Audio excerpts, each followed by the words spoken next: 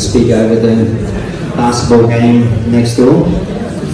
Okay, so thank you for that introduction, Carolyn. So who am I? Well, I'm passionate about cooking the perfect steak, obviously from that picture. But my claim to fame is that I've been a strength trainer since 2019. I have a little operation in Glenelg. I see about 45 clients per week, one-on-one, about 30-minute sessions. But let's start talking about what's being strong all about. Well, if you ask Mike, he would say that it's about building as muscle as I can, because he's a bodybuilder and that's his profession. But if you ask Andy, one of my clients, he's going to answer that differently. He says he wants to maintain his independence and not even need this. Now, Andy is 83 years young, and he's been with me for 5 years, and we've done a total of 173 sessions. And in that time, he's had 2 hip operations, which we've gone through, and he's now stronger than he was when he had his last hip operation. But let's get down to what is strength? How do we describe that? Well, if we compare it to an engine, you can say it's the horsepower. So if you think about your muscle as your engine, your muscles allow you to move, and stronger muscles allow you to move better. Okay, so how do we get some horsepower into our muscle? Well, we can do strength training. And here's my dad, 82 years young, and he's had 250 sessions with me the other day and been with me from the start. So now, I hope this works. Should be able to give you a demonstration in maybe 40 seconds.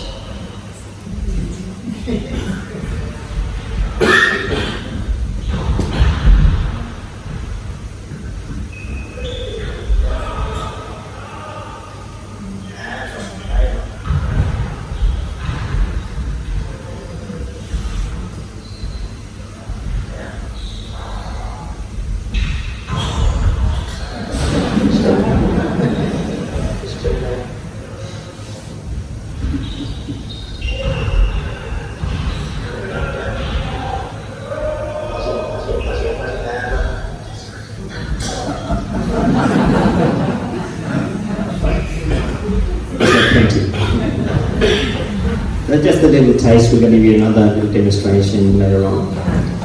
And here's my mum, she's only 80 years young, and she's had the same time session with me for 6 years.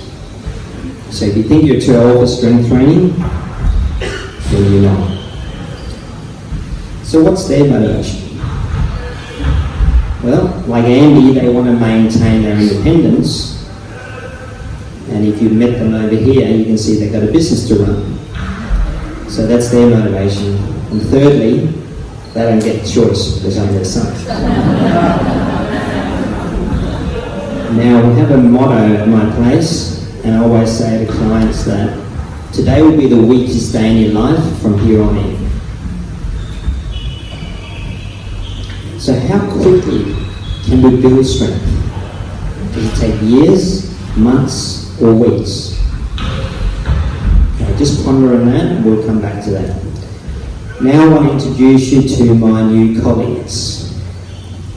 These 2 rough-looking guys, and more accurately, they're actually just fellow strength fanatics. They work at Glenelg in Keza, and I believe they have a couple of representatives of that tonight. It's also known as the Muscle Factory. Now, the Muscle Factory at my little place, we're pretty aligned in our approach. The basic protocol is we do somewhere around 5 to 8 exercises per session. We only do 1 set of each. We do 1 to 2 sessions per week, and each session is completed in about 30 minutes. So when these boys first came to Glenelg, Ryan came to me for a workout, and this is me putting him through the chest press at my place. And shortly after, he returned the favour at their place. Now, what Kiza is pretty famous for is fixing lower back pain. They have a long history of and good results. So with Cameron and Ryan, we decided to do a case study on this person here. So what you see me going through there is a lower back strength test. And you can see to the left, I'm at full extension, fully upright, that's what we call 0 degrees. And then as you come forward, 12, 24, 36, 48 degrees, and finally you're in fully bend over position. They have you contract against a force plate, so there's no, see how much force you can generate. Then what they do, they put all that onto a graph. And as you can see here, I could generate more force at that top position, but as I got lower, I couldn't generate as much. So then they put that onto another graph and compared me to other Kiza clients who've been training for them with more than a year. So as you can see at the top position, I was right up there with 100%, but as I went lower, I was in the bottom 17%. Now that is a big hit to one's ego when you're a strength trainer. So as I was crying in the corner, they came and patted me on the back and said, look, we can help you. So then they informed me that what I had was what we call a reverse strength curve. It should look more like this. I should actually be stronger in that bottom position.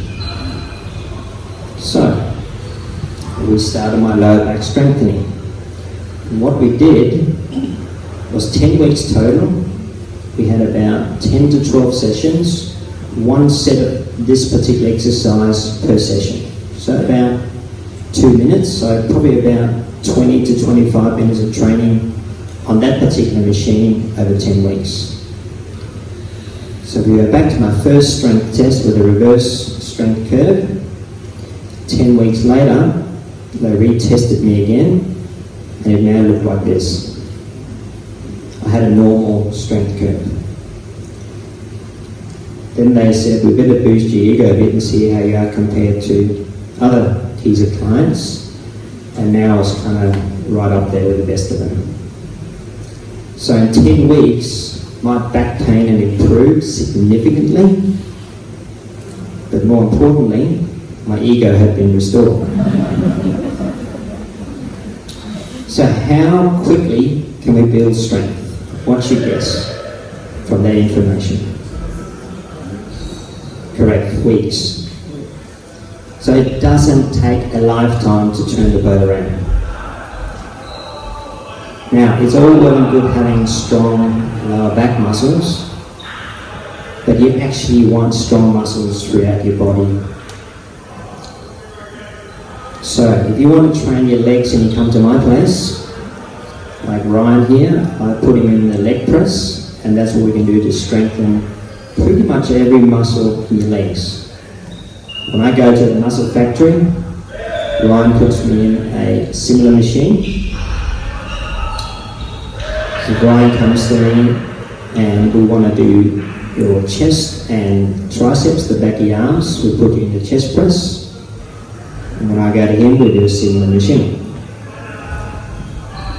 If we are training the back muscles and your biceps, then we can do what we call a pull down. You see me putting Ryan through the pull down set. And when I go to the muscle factory, they put me in this machine here. You can also train your back muscles and your biceps doing this exercise. And you probably know this character. She's 62 years young. And she's had 125 sessions with me over the last 3 years. So we are going to let her demonstrate what one exercise, one set looks like. It's all complete in about 2 minutes. So there's a little bit of entertainment for you, and we're going to get it to play.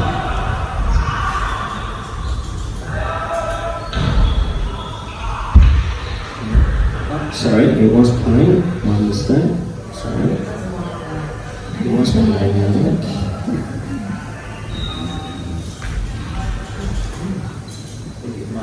There we go.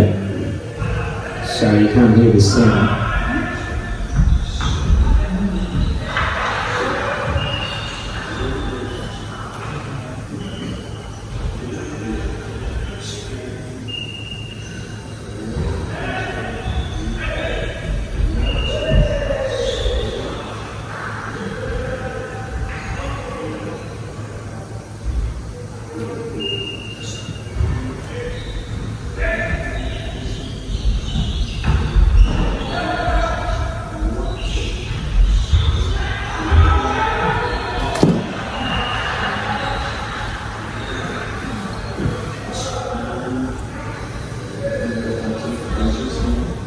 Hold the contraction. 1, 2. Slowly up.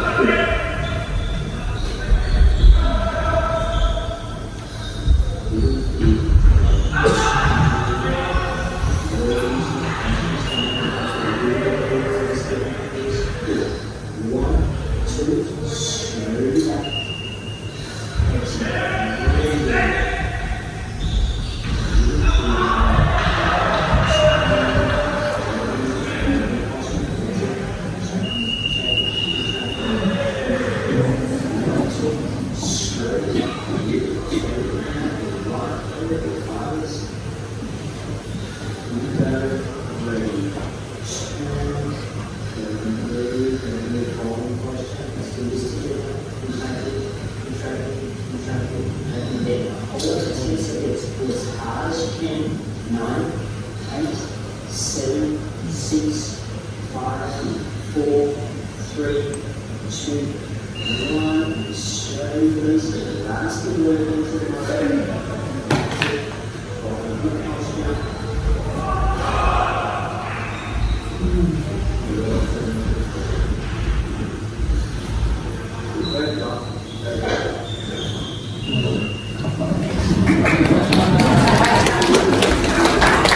There you go. You can see she's not old talk. So, can you find 30 minutes in your week to maintain your independence? That's the question. So, now I just want to touch on a little bit about what Carolyn talked about, and I want to rewind just a couple of years to July 23. And I want to talk about my diets. And I say that purely for a reason. So the first one is my food diet.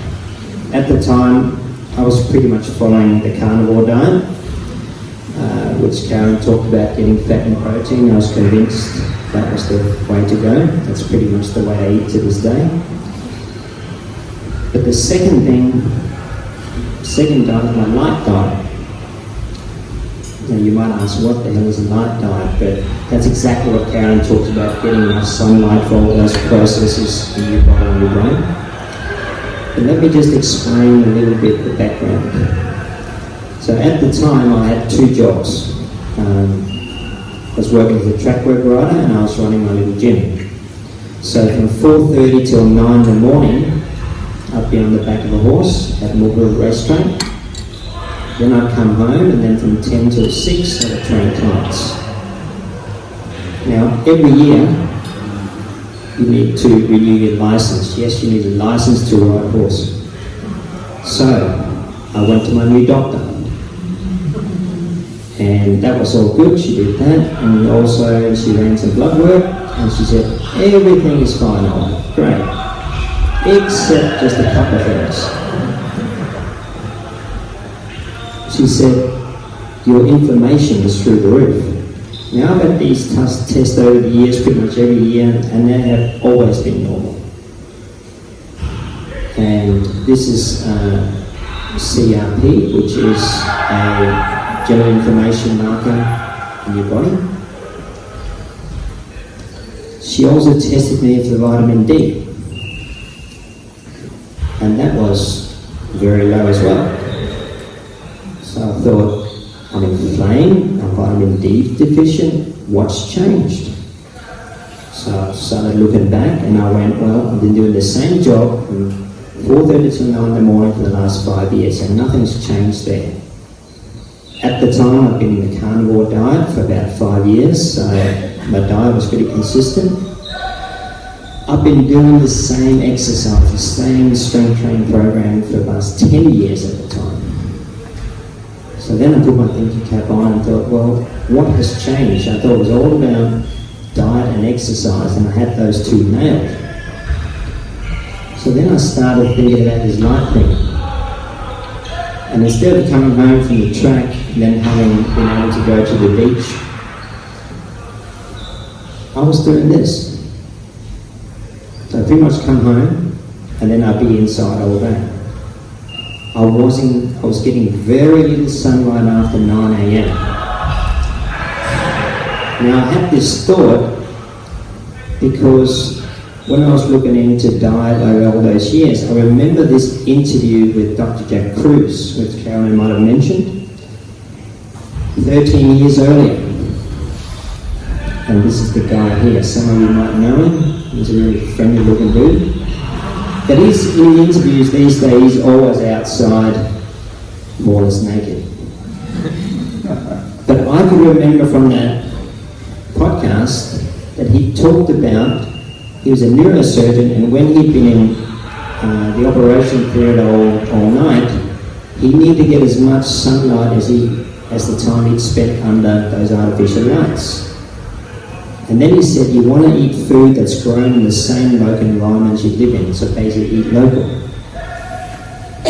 Now I had the second one nailed, but the first one, I wasn't spending very much time under natural light. So then I started taking a Jack Kruse deep dive, and he's just, if you put his name into YouTube, these are probably some of the best talks with him, but there's many interviews with him. So what changes did I make? Well, I started paying a lot more attention to my circadian rhythm. Quit my job at the track. That was also due to starting being more busy at the gym. So instead of being on a horse at 4:30, I was now sleeping and resetting my circadian clock, instead of being under artificial light riding horses when I should be asleep. I got absolutely fanatical about seeing every single sunrise, and I don't believe I've missed one since. Because as Carolyn talked about, sunrise is what starts your melatonin production. And one of the things melatonin does, it helps you sleep. So it's called sort of the hormone of darkness, but it's made throughout the day. It starts with sunrise, and then the sun you get throughout the day helps build that up for the night time. So time permitting, I always try to get some midday sun. If I can't get to the beach, I improvise. So that's me doing my computer work, but I take it outside. Now you always got to keep your computer cool, so there's a couple of ice blocks under my computer and I keep it in the shade while I'm in the sun. If possible, I try to see every sunset. And then when it gets dark, it's the lack of light and the darkness that allows melatonin release. So you use it through the night, but it's made through the day. The other thing I do is I have a cat on my shoulder at night and I put on my blue blocking glasses and I try to limit, the cat's a joke, okay? But it's actually not, I'll get to that later. So that's why I wear these glasses. As soon as the sun goes down, these stay on. So I try to keep the lights low, like Carolyn talked about, and then always wear glasses. And instead of being on my computer and my phone at night, I try to more or less eliminate that as soon as the sun goes down. Okay, so that's the changes I made. So we fast forward 20 months from I had those blood tests. I went back to my doctor and we did some more blood work. And my CRP, which was right up there, had now returned to normal. Okay, so that was great. I was happy about that. The vitamin D, which was 43 in deficient range, had now gone to 110.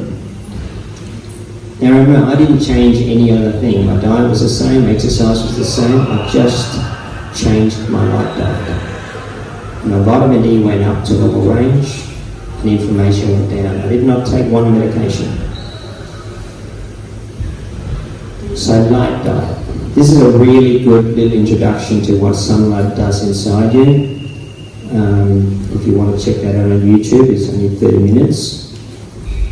But it's a really good place to start.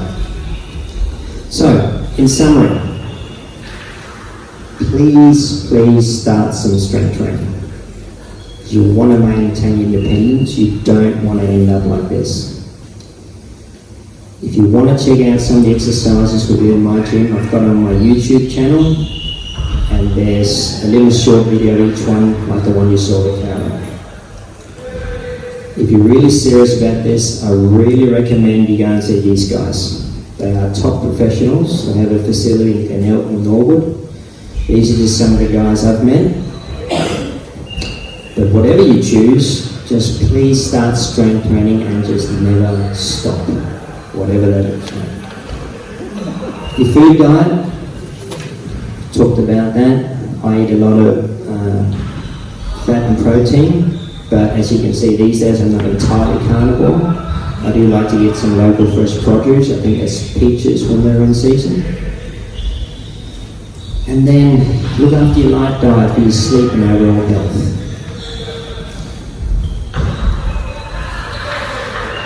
We have a little Facebook group. It's called Recharge Adelaide. It's very easy to join. We're always looking for members. And we sort of post videos like this one and whatever else sort of comes across. And we try to have some events as well. So yeah, please join that. We can stay in touch. And that's the end. And a little bit about the cat. There's actually some science behind having a cat on me. Thank you very much.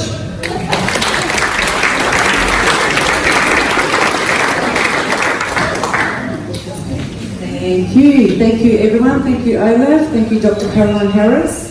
Thank you everyone for coming along today, and we thank you for your community spirit. Apologies for the noise. Thank you everyone. Just want to see, is there any questions that anyone would like to speak to with Dr. Caroline Harris?